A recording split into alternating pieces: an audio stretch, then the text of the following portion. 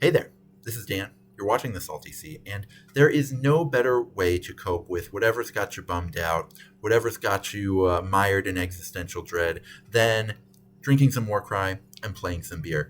So, I wanted to make a Warcry beer list to advertise some of my favorite war bands and let you know the perfect beers to pair them with. First off, my favorite aesthetic set of choices in Warcry has got to be the Jade Obelisk. The way they combine things like the tabards and the stone choices, the jade, the stone calendar of sort of Latin American cultures with the kind of European warrior monk aesthetic that is so integral to Warhammer as as a vibe, as a genre, as a game. The way they've kind of put those two together, I think, is so perfect. The way, much like how Stone Brewing put together the Socovesa, which is a mocha stout that has that really, it's a Mexican hot chocolate stout, let's be real. It's got the chili flavor, it's got the cinnamon flavor, it's got the chocolate flavor, and it's combined into having like the best texture, I think, of any of those similar beers. There's a lot of those around. I think I like most of them. I like the left hand Mexican chocolate stout, milk stout. But I think the Stone Zocoveza is the best example that I've had recently because it marriages all those flavors perfectly and gets your Mexican hot chocolate with your sort of classic American craft brewery kind of vibe. It hits that note perfectly. I love it. I think it matches the Jade Obelisk. Their aesthetic is so perfect. Their lore is incredibly good as far as like the tragedy of how they fell to Zinch and the kind of grim mission that they're now on. And just their incredible aesthetics. They're also pretty cool in game too. They have those really efficient sort of mid-sized pieces which are rare to see. You can either go with the obelisk bearer, who is very defensively stout, or you can go with the desecrators, which put out a ridiculous amount of damage, and you can kind of go either direction with that. And then they just take an ally really well.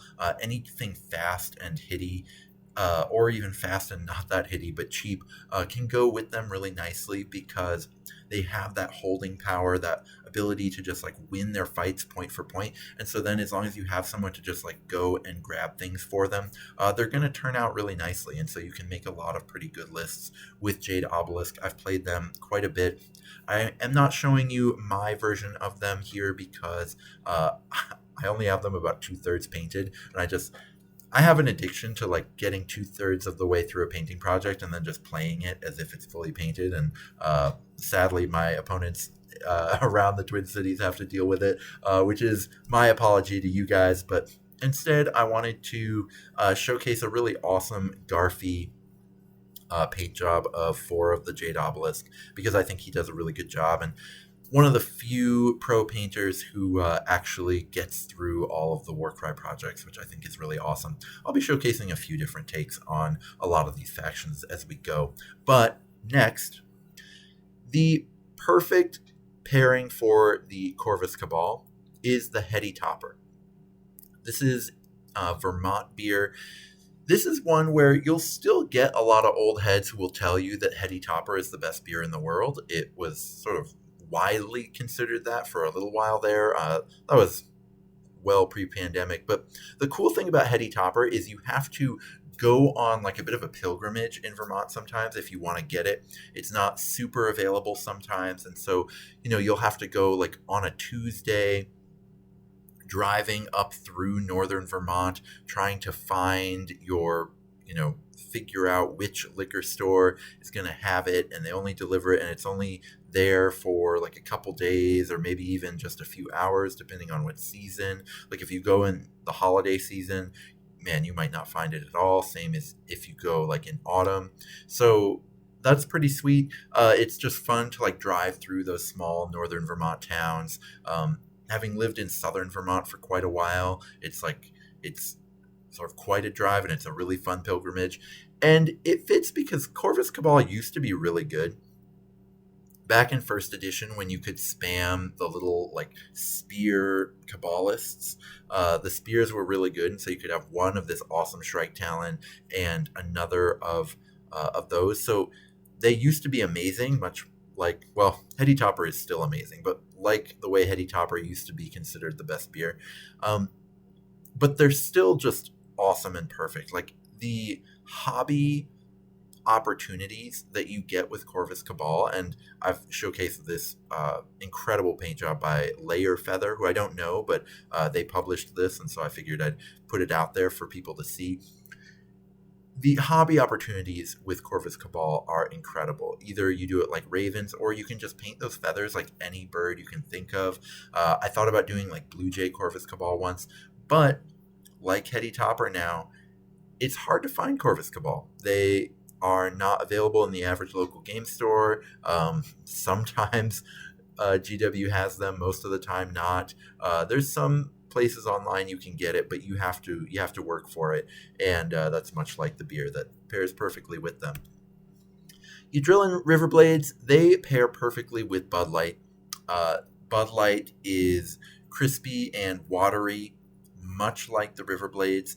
They, run through the river. They have speed abilities to a fast team that doesn't need speed abilities, that just runs real fast, and that's kind of it. Their aesthetic is like, they've got some cool things with the highlights and things like that, much like Bud Light has some cool things. They have the sponsorship from the Only Interesting Country Star ever since they had that bit of a tiff with conservative media. But otherwise, the actual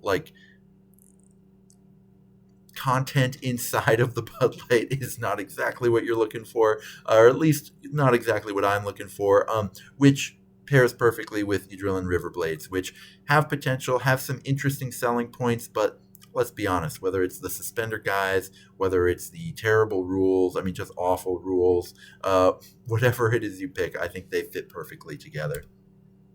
Now let's get into the Vulcan Flameseekers, and they're kind of interesting. So Voodoo Ranger, I wanted to put here because Voodoo Ranger is a good beer. It is good. It's tasty. It's got flavor to it. A long time ago, it was much cooler than it is now, but it is now like the craft beer you see in every single liquor store around the country. It's, the chain version of craft beer. That's not a bad thing. It's still a solid beer, and they deserve the success that they've got. But that reminds me a little bit of Vulcan Flameseekers, which are just a really solid, perfect design. They give you incredible hobby opportunities. Their rules are really cool and really interesting. We've got a few different ones from a few different artists who have done really cool takes on them. I had to put mine out here on the screen. I love Vulcan Flameseekers. They are the most popular warband in the game, which they deserve to be. They're awesome, but it does make it so similar to Voodoo Ranger. I play them sometimes because I do like them, but I'm usually trying to explore other things that are maybe a little more off the beaten path now, but that doesn't make Flameseekers any less awesome. They are so sweet, and everyone who's still playing them should keep playing them because they are awesome. They're one of those incredible warbands where they're both competitive and interesting enough to be fun to play, but they're really fun to play against too. Even when you lose to them, it's still a really great time. They do lots of cool stuff. They kind of come after you in really interesting ways, and I really like them. It's the perfect design. They literally have never made a team better than this warband, and who knows if they ever will. This is the platonic ideal of what Warcry is supposed to be. I think everyone should try out Vulcan Flameseekers at some point. They are everything that Yadrillin Riverblades wishes they could be. Askergan Trueblades, incredible aesthetic on the Askergan Trueblades. I absolutely love them. I recently went to a Japanese restaurant called Okome House that had Sari, which was an umami IPA. I am so sorry that I am forgetting the brewery. I think it was Yoho Brewing that makes this. And it was so interesting. It was so unique. I never had a Bonito Flake IPA before. It's a white IPA, so it's like a little bit lighter in body, which allows the Bonito Flake flavor to kind of come forward a little bit more than it would have in maybe a heavier beer. And I think that was a really perfect idea and a really cool pairing of flavor choices. And that works perfectly with Askergan Trueblades, who have that kind of... they have a lot of Japanese influences. They have a lot of Tibetan monk influences. They're just like a really incredible set of design choices that people really loved right when they came out. I think if Trueblades had better rules, I think they would be among the most popular warbands in the game, just like Flame Seekers are, because they really do have that perfect story and the aesthetic. I haven't even talked about the lore, which is the best lore in the game. I did a video once of the best lore in the Gnarlwood. Still getting over something, but I wanted to put Jade Obelisk first because I think they're the coolest, but I just couldn't be objective and not put Trueblades first because they have incredible lore, incredible, just every little bit about the non-on-the-table rules about Trueblades is done perfectly, absolutely perfectly. This is the perfect faction. Cruel Boys Monsta-Killaz, another perfect faction. I I had to put in the three best. I mean, other than Riverblades, I wanted to highlight the coolest factions in the game, and Monsta-Killaz are right up there. They have monkeys. What else needs to be said? They have the coolest little monkeys. You can give them blue butt cheeks the way Epic Duck Mike did right here. You can do so many wild things with the monkeys. I had a commission painter who I love, Avery, thank you so much, who gave me like Japanese snow monkey versions of the monkeys, which was awesome. And I just love them. I love playing with them. And that fits perfectly with the Vanilla Latte Blonde Ale, which is a beer I love. With my throat being a little dry, I wish I was drinking one right now.